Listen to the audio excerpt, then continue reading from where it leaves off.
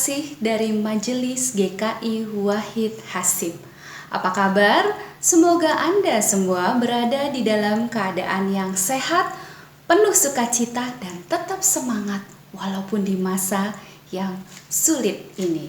Saya juga percaya Anda semua masih mengikuti aturan pemerintah, yaitu di rumah aja. Namun bagi Anda yang karena satu dan lain hal harus keluar rumah, mungkin untuk bekerja atau membeli bahan makanan, maka tetap ikuti SOP yang berlaku ya. Pakai maskernya, social and physical distancing, dan rajin cuci tangan. Masih dalam rangkaian Pekan Doa Pentakosta, tema kita hari ini adalah Roh Kudus memberi ketenangan dari ketegangan. Tegang, tentu saja tegang karena pandemi COVID-19 mengubah segala hal di dalam hidup kita. Dari cara kita bekerja, cara kita belajar, ekonomi kita, bahkan cara berinteraksi dan cara beribadah kita pun berubah. Dan itu pasti membuat dan menimbulkan ketegangan-ketegangan di dalam hidup kita. Oleh karena itu, Pendeta Ben Maliaki akan memberikan siraman rohani kepada kita. Bagaimana kita harus menghadapi ketegangan itu. Mari kita memulai ibadah kita dengan memuji dari NKB 169 ayatnya yang pertama dan kedua. Tenang dan sabarlah.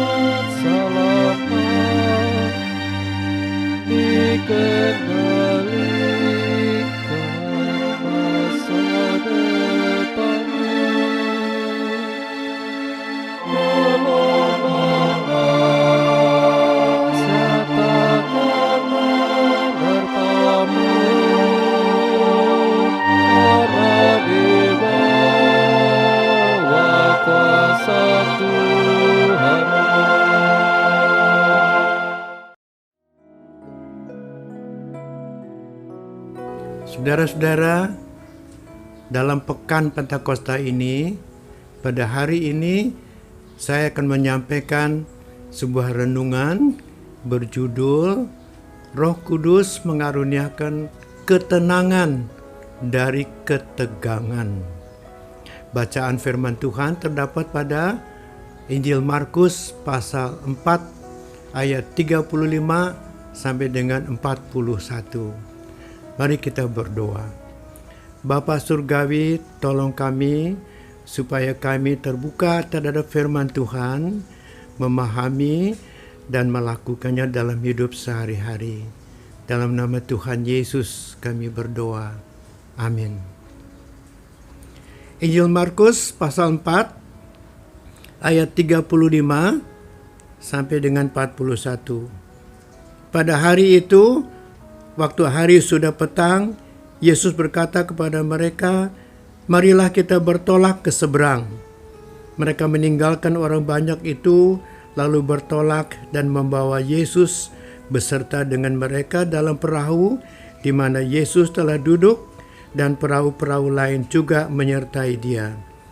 Lalu mengamuklah taufan yang sangat dahsyat, dan ombak menyembur masuk ke dalam perahu sehingga mereka itu mulai penuh dengan air. Saya ulang, sehingga perahu itu mulai penuh dengan air. Pada waktu itu Yesus sedang tidur di buritan di sebuah tilam. Maka murid-muridnya membangunkan dia dan berkata kepadanya, "Guru, engkau tidak peduli kalau kita binasa." Ia pun bangun, menghardik angin itu dan berkata kepada danau itu, "Diam, tenanglah." Lalu angin itu reda dan danau itu menjadi teduh sekali. Lalu ia berkata kepada mereka, "Mengapa kamu begitu takut? Mengapa kamu tidak percaya?" Mereka menjadi sangat takut dan berkata seorang kepada yang lain, "Siapa gerangan orang ini sehingga angin dan danau pun taat kepadanya?" Demikian firman Tuhan. Yang berbahagia adalah orang yang mendengarkan firman Tuhan dan melaksanakannya. Amin. Saudara-saudara, karena ini pekan Pentakosta, maka saya ingin membicarakan dulu mengenai Roh Kudus. Ada dua hal, saudara-saudara. Yang pertama, saya bacakan Injil Lukas pasal 11 ayat 13. "Jadi jika kamu yang jahat tahu memberi pemberian yang baik kepada anak-anakmu, apalagi Bapakmu yang di surga, Ia akan memberikan Roh Kudus kepada mereka yang meminta kepadanya." Jadi Roh Kudus akan diberikan kepada yang meminta. Jadi peran kita adalah meminta. Yang kedua, saudara-saudara, apakah peran Roh Kudus itu?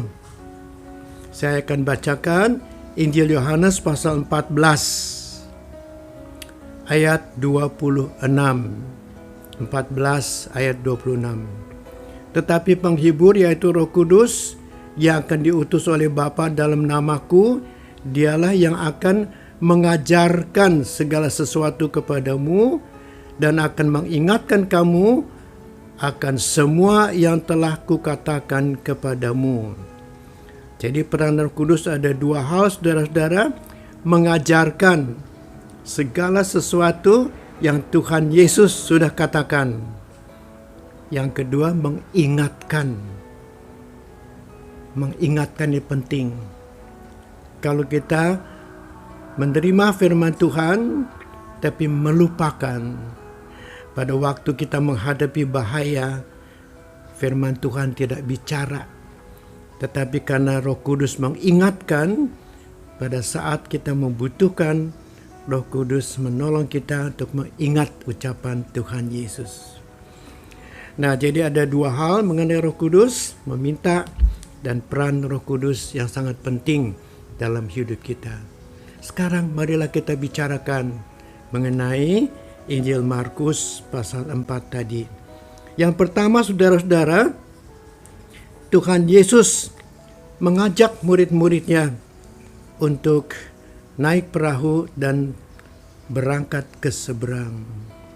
Jadi perjalanan ini adalah proyek Tuhan Yesus, program Tuhan Yesus. Seringkali kita menginginkan peran Tuhan Yesus dalam hidup kita adalah selalu yang enak, tapi tiba-tiba ada badai besar. Jadi kita harus sadar, saudara-saudara, bahwa badai, kesulitan, kadang-kadang juga dalam rangka proses Tuhan Yesus membentuk kita.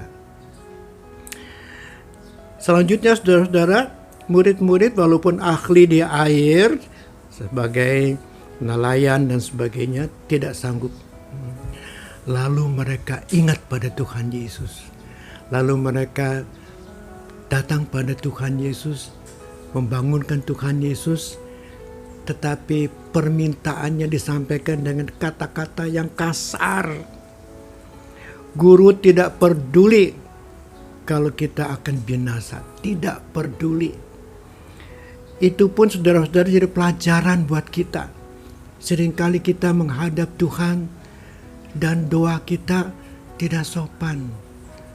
Seolah-olah memaksa Tuhan Yesus, menyalahkan Tuhan. Mengapa ada ini, ada itu yang tidak aku sukai, yang memberatkan hidup kita dan sebagainya. Kasar. Tuhan Yesus tidak memperhatikan kasar itu. Kalau Tuhan Yesus memperhatikan kasar itu dan tidak menolong pada waktu kita tidak sopan, tidak akan terjadi pertolongan itu. Tetapi Tuhan Yesus tidak reaktif, tapi Tuhan Yesus proaktif. Walaupun kita tidak sopan, Tuhan Yesus menolong kita. Dari sini kita harus belajar, saudara-saudara.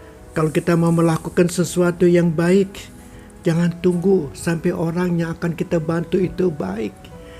Mungkin juga orang itu tidak baik, orang itu tidak sopan. Tapi kita belajar dari Tuhan Yesus. Kita tidak reaktif, tetapi kita proaktif. Berikutnya saudara-saudara, apa yang dikatakan oleh Tuhan Yesus untuk meredakan taufan itu? Tuhan Yesus mengatakan dua perkataan. Diam, tenanglah. Diam, tenanglah. Sebetulnya kata-kata ini bukan untuk badai, tetapi untuk manusia. Seperti bicara pada manusia. Diamlah, tenang. Dua perkataan itu saudara-saudara juga menjadi penting buat para murid saat itu. Dan datang pada kita melalui pertolongan Roh Kudus yang mengingatkan kita pada waktu kita membutuhkan kata-kata itu. Kata-kata itu saudara-saudara, diamlah, itu penting. Seringkali kita tidak punya waktu buat Tuhan, buat diam seperti Maria dalam cerita Marta dan Maria. Maria memilih jalan yang tenang di hadapan Tuhan, diam di hadapan Tuhan. Seringkali kita juga harus begitu, saudara-saudara. Seringkali kita tidak punya waktu untuk bersaat teduh, untuk diam di hadapan Tuhan. Nah sekarang saya ingin berbagi pada saudara-saudara apa yang kita peroleh kalau kita diam mendengarkan firman Tuhan bersaat teduh. Ada dua hal. Kita mengenal Tuhan, lebih mengenal Tuhan, kehendak Tuhan, kuasa Tuhan dan sebagainya. Tapi yang kedua, dalam kita tenang, diam di hadapan Tuhan, kita lebih kenal diri sendiri. Siapakah kita ini? Jadi mengenal Tuhan dan mengenal diri sendiri. Seringkali kita tidak kenal diri sendiri. Kita sudah merasa baik, padahal sebetulnya masih banyak yang harus diperbaiki. Kadang-kadang kita harus menolong orang, tapi kita tidak kenal diri sendiri, tidak kenal orang lain. Kita tidak bisa tergerak karena kita selalu mengejar kepentingan diri sendiri, nggak kenal siapa kita.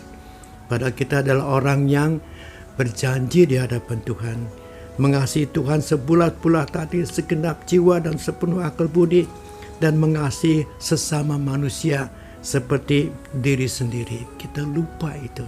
Kita nggak kenal siapa kita. Jadi biarlah kita tenang, diam di hadapan Tuhan. Ini bukan satu beban, bukan satu peraturan, tapi satu kerinduan. Karena kita tahu manfaatnya, di mana kita diam di hadapan Tuhan.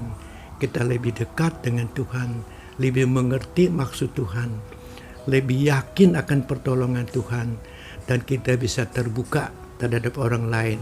Kita kenal mengenai diri sendiri yang begitu banyak menerima berkat dari Tuhan. Jadi saudara-saudara, banyak pelajaran yang kita ambil. Murid-murid dari tegang menjadi tenang. Dan sekarang saya mau melanjutkan. Tegang, tenang. Kata yang berikutnya yang indah adalah senang, sukacita. Kalau kita merasa tenang tapi nggak ada sukacita, tenang itu belum penuh. Jadi kita harus evaluasi lagi, apa kita hidup dalam sukacita setelah kita dilepaskan dari ketegangan itu. Jadi tegang menjadi tenang, lalu ada senang. Masih ada satu kata lagi. Apakah kita bisa mengenang apa yang kita alami? Jadi kata yang keempat adalah kenang. Senang dan kenang itu hampir sama, saudara-saudara, bunyinya. Kata-kata itu sangat indah. Saya suka sekali bahasa Indonesia. Jadi ada 4 kata, saudara-saudara. Ya. Tegang, tenang, senang, dan kenang. Kalau kita mengenang banyak berkat Tuhan, kita bisa bersaksi bagi orang lain. Hidup kita adalah penuh kesaksian buat orang lain. Sekali lagi, tegang, tenang, senang, dan kenang. Mari kita berdoa. Bapa Surgawi, kami mohon supaya keempat kata itu merupakan perjalanan hidup kami. Dari tegang menjadi tenang, dari tenang menjadi sukacita, yaitu senang, dan kita bisa mengenang begitu banyak kebaikan Tuhan yang perlu kami beritakan pada orang lain. Biarlah kiranya 4 kata itu merupakan perjalanan hidup kami supaya mencapai tujuan, yaitu memuliakan Tuhan. Dalam nama Tuhan Yesus kami mohon. Amin.